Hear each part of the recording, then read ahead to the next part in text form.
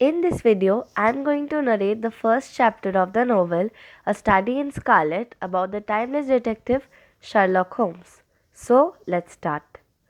A Study in Scarlet, Part 1, being a reprint from the reminiscences of John H. Watson, MD, late of the Army Medical Department. Chapter 1, Mr. Sherlock Holmes. In the year 1878, I took my degree of Doctor of Medicine of the University of London and proceeded to Netley to go through the course prescribed for surgeons in the army. Having completed my studies there, I was duly attached to the 5th Northumberland Fusiliers as assistant surgeon.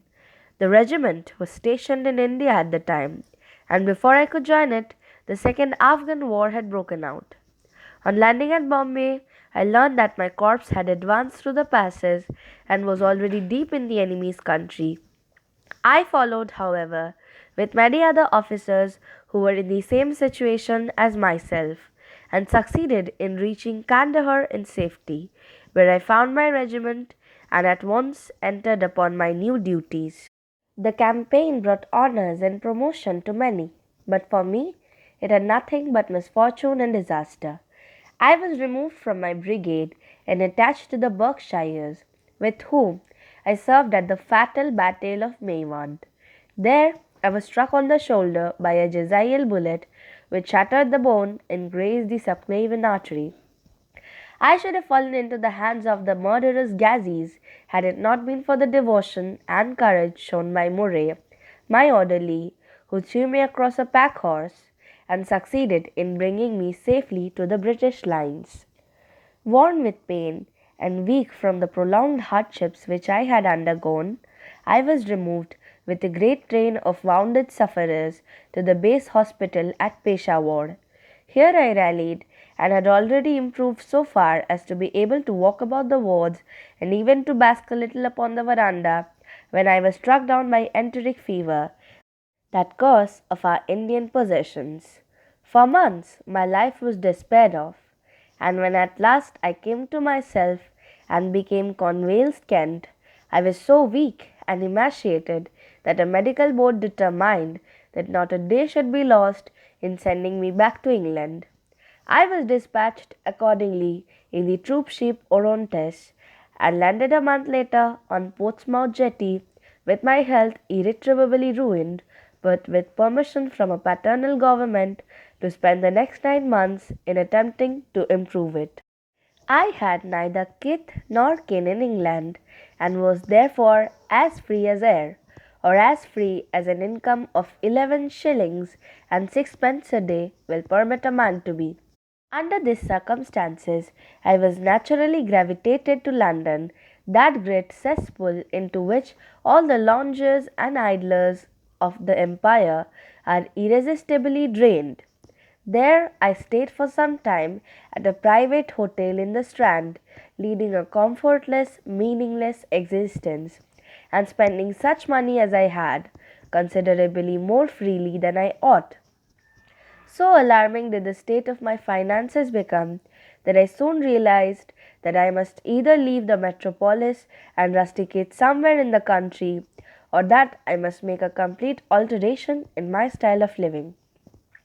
Choosing the latter alternative, I began by making up my mind to leave the hotel and to take up my quarters in some less pretentious and less expensive domicile.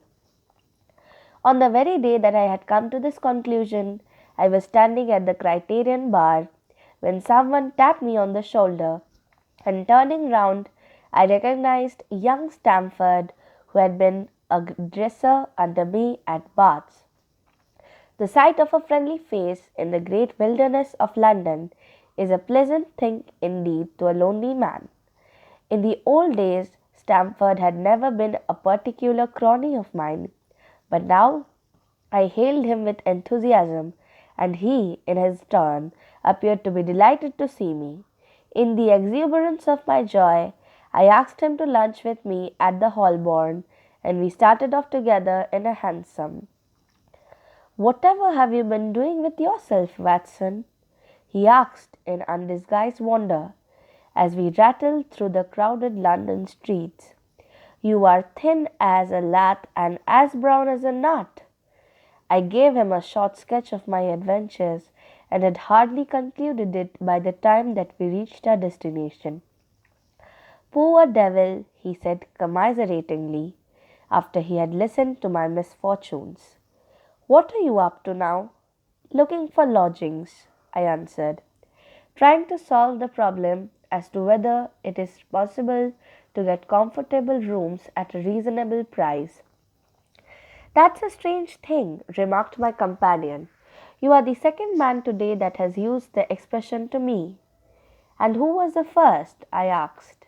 A fellow who is working at the chemical laboratory up at the hospital.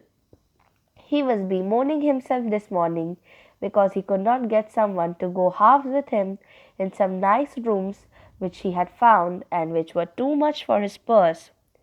By Jove, I cried, if he really wants someone to share the room and the expense, I am the very man for him. I should prefer having a partner to being alone. Young Stamford looked at me rather strangely over his wineglass. You don't know Sherlock Holmes yet, he said. Perhaps you would not care for him as a constant companion. Why, what is there against him? Oh, I didn't say there was anything against him. He's a little queer in his ideas, an enthusiast in some branches of science. As far as I know, he's a decent fellow enough. A medical student, I suppose?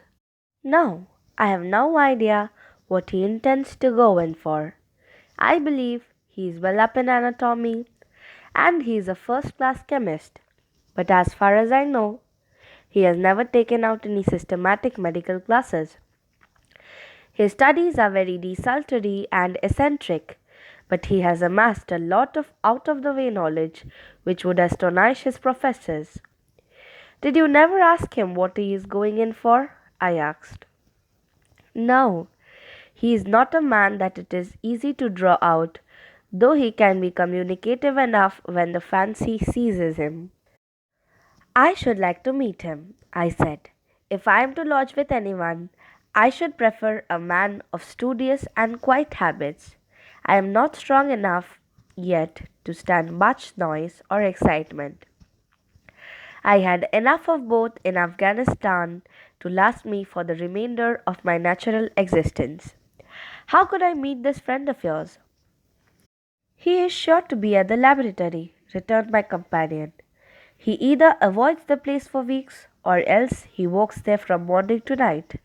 If you like, we shall drive round together after luncheon. Certainly, I answered, and the conversation drifted into other channels.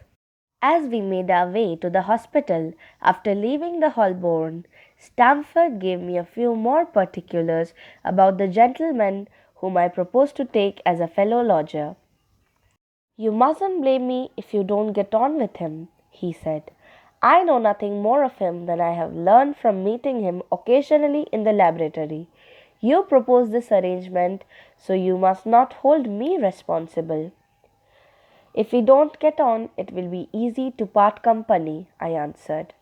It seems to me, Stamford, I added, looking hard at my companion, that you have some reason for washing your hands of the matter. Is this fellow's temper so formidable, or what is it? Don't be mealy-mouthed about it. It is not easy to express the inexpressible, he answered with a laugh. Holmes is a little too scientific for my taste. It approaches to cold-bloodedness. I could imagine his giving a friend a little pinch of the latest vegetable alkaloid, not out of malevolence, you understand, but simply out of a spirit of inquiry in order to have an accurate idea of the effects. To do him justice, I think that he would take it himself with the same readiness. He appears to have a passion for definite and exact knowledge. Very right, too. Yes, but it may be pushed to excess. When it comes to beating the subjects in the dissecting rooms with a stick, it is certainly taking a rather bizarre shape. Beating the subjects? Yes, to verify how far bruises may be produced after death. I saw him at it with my own eyes. And yet you say he is not a medical man? No, heaven knows what the objects of his studies are. But here we are, and you must form your own impressions about him. As he spoke, we turned down a narrow lane and passed through a small side door which opened into a wing of the great hospital.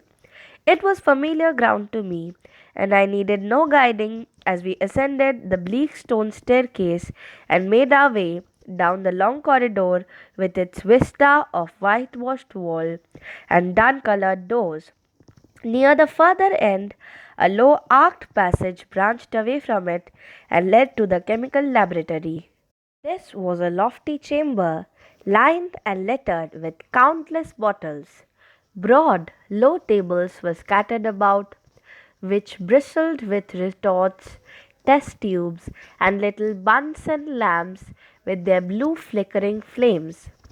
There was only one student in the room, who was bending over a distant table, absorbed in his work. At the sound of our steps, he glanced round and sprang to his feet with a cry of pleasure. I found it! I found it! He shouted to my companion, running towards us with a test tube in his hand. I have found a reagent which is precipitated by hemoglobin and by nothing else. Had he discovered a gold mine?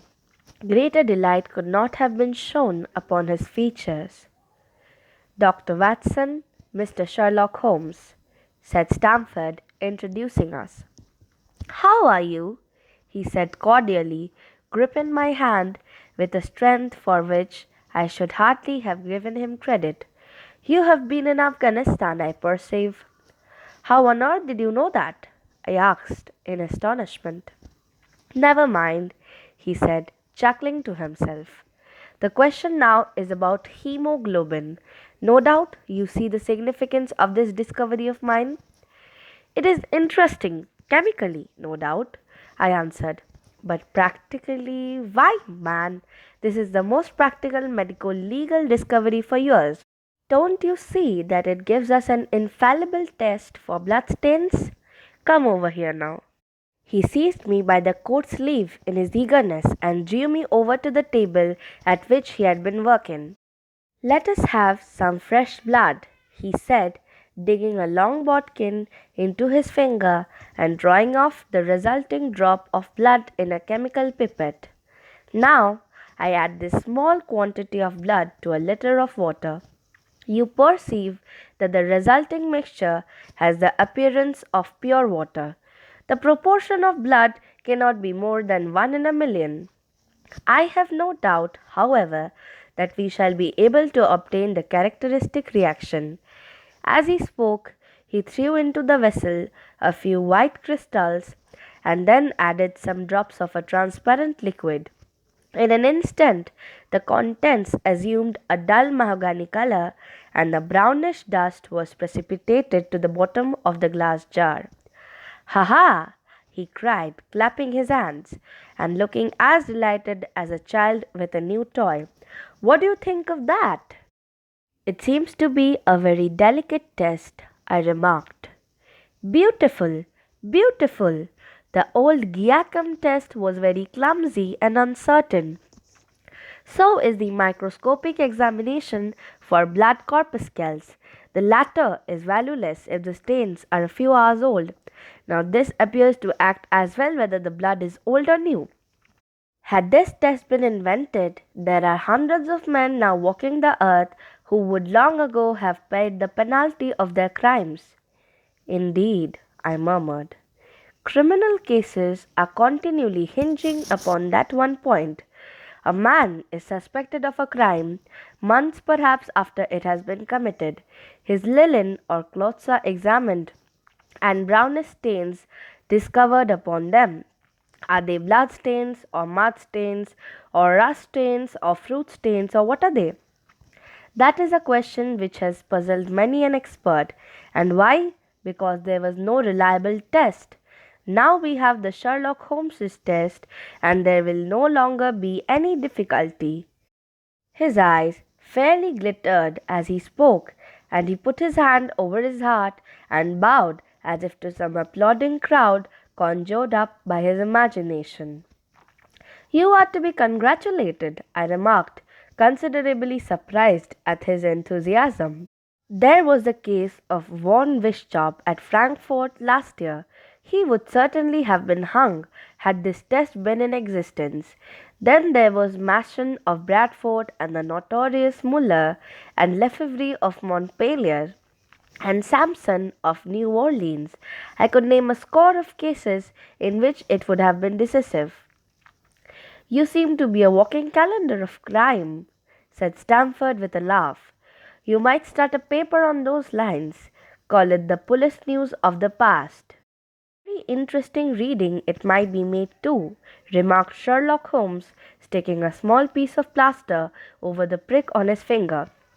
I have to be careful, turning to me with a smile, for I dabble with poisons a good deal.